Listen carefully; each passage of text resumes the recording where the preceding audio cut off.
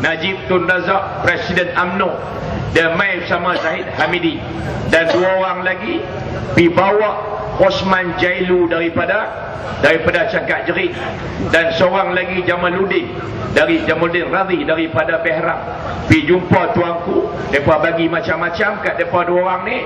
Lah depa kata hak ni menyokong Barisan Nasional, maka kerajaan Pakatan Rakyat tumbang.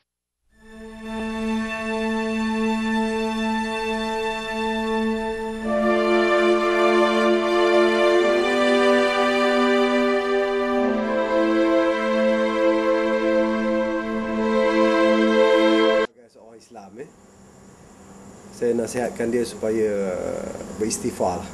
Dia mengucap jangan tuduhan itu juga akan apa orang kata menyebabkan Nizar berhutang dengan saya.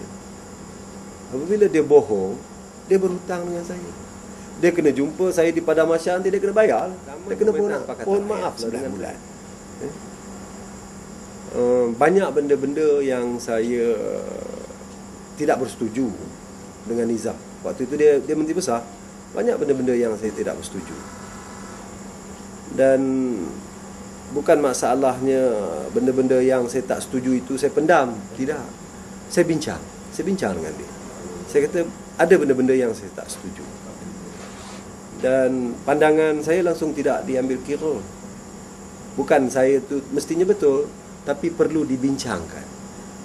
Perlu kita bincangkan, dapat satu keputusan. Tapi ini langsung tidak berlaku zaman Pakatan Rakyat. Zaman Pakatan Rakyat bukan kata kita dibayar, bukan kata kita. Saya kalau nak dibayar, kenapa saya perlu tunggu 11 bulan? Tak berlaku sama sekali. Dan saya dapat tahu daripada ceramah-ceramah Nizar yang mengatakan Najib melibatkan, saya tak salah saya, Datuk Seri Zahid Hamidi, yang kami ni dibawa menghadap tuanku sebelum membuat keputusan. Saya nak jelaskan di sini, semua ni adalah palsu semata-mata. Dan saya sebenarnya terkejut orang PAS seperti Nizar yang tak henti buat fitnah, apatah lagi yang melibatkan tuanku. Bagi saya, Pakatan Rakyat sendiri kena salahkan diri sendirilah mengapa terjadinya tukaran kuasa di negeri Perak.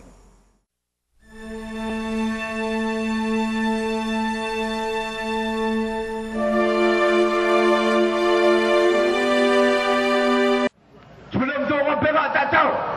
Orang Perak tak tahu yang Zamri ni buat kerja khurafat.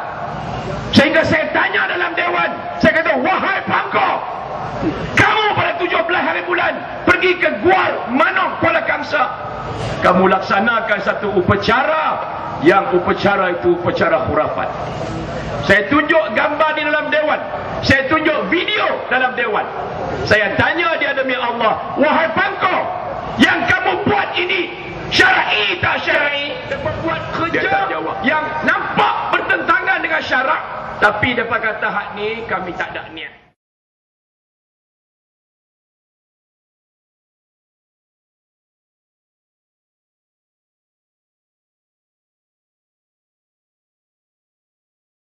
Saya yang upacara ni tak tahulah apa yang sudah panggil, tapi tradisinya orang Perak panggil sebagai ancak. Saya merujuk kepada beberapa kamus, khususnya kamus Dewan Edisi 4, kamus pelajar, kamus Dewan Bahasa dan Pustaka, dan rata-rata menyatakan ancak ini adalah bekas tempat menyaji barang-barang kepada hantu. Bekas tempat menyaji barang-barang kepada hantu.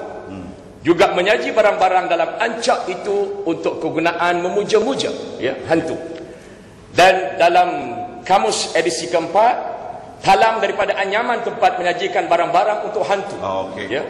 Semuanya adalah menunjukkan dan menjuruskan kepada suatu barangan dan satu upacara yang seolah-olah mengajak unsur-unsur luar datang membantu.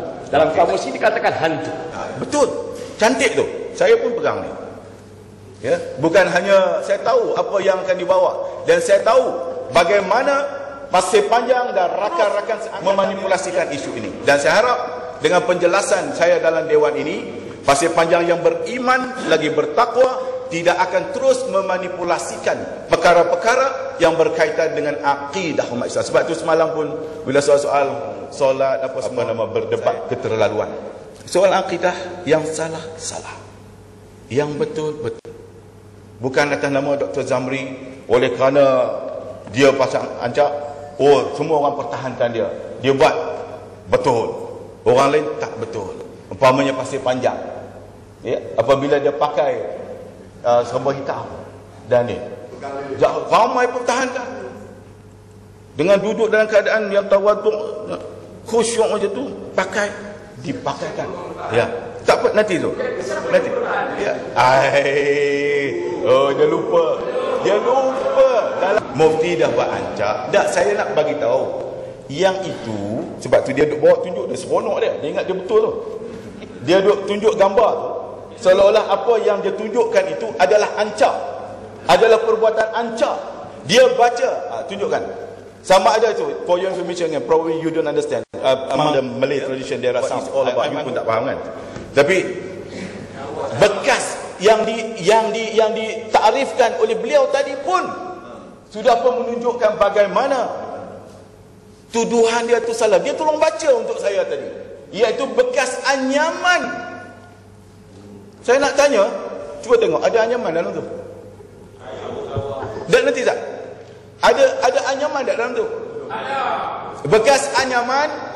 Ya. Ada, saya nak tanya ada atau tidak? Saya nak tanya dulu. Sebab buat tuduhan, dia mesti ada bukti-bukti yang kukuh untuk menunjukkan. Ya. Tak tunjukkan, ada atau tidak? Ada tak? Jawablah, jawab soalan saya. Ada talam. Ya. Ada talam sebesar ini. Talam anyaman ke talam tu? Talam. Panen tu lah tadi. Talam. Macam mana jadi engineer tu? Ya. Biar saya jelaskan lagi. Silakan pengulangan. Saya perjelaskan lagi kerana ini sangat penting. Kerana dia dimanipulasikan kepada rakyat sekalian yang ada di negeri Perak dan di seluruh Malaysia. Dan tidak lain, tidak bukan tokoh manipulator nombor satu, tidak lain dan tidak bukan yang daripada Pasir Panjang. Saya perlu jawab, iaitu ancak. What is ancak? What is ancak sebenarnya? Ancak itu ialah, ya, ancak, saya bacakan lagi ya. Pergi tengok dekat dalam Wikipedia. Ya, sebarang jenis persembahan kepada makhluk halus dalam kebudayaan Melayu. Persembahan merupakan bertir pulut kuning, ayam panggang, anak patung tradisional. Ada juga yang menggunakan darah sembelihan. Biasanya digunakan sebagai semasa memenuhi janji dengan saka bagi memberi jamuan. Digunakan dalam perubatan tradisional. Kalau di Perak semuanya tu ada. Lepas itu, selepas upacara itu, maka dia akan dihanyutkan ke Sungai Perak. Ya. Jadi selain daripada itu, ancak biasanya dirujuk juga kepada bagi pesakit yang diubati, menyemah kampung, bela kampung. Ini yang dinamakan ancak. Naik tiang seri itu dipanggil ancak ke tidak? Saya nak tanya. Dalam tradisi Melayu ni, naik tiang seri itu naik ancak ke? Saya nak tanya. Orang Melayu nak bina rumah, dia panggil naik tiang seri. Dia tak panggil naik ancak. Wahai Pasir Panjang. Dia bukan Melayu, sebab itu dia tak faham.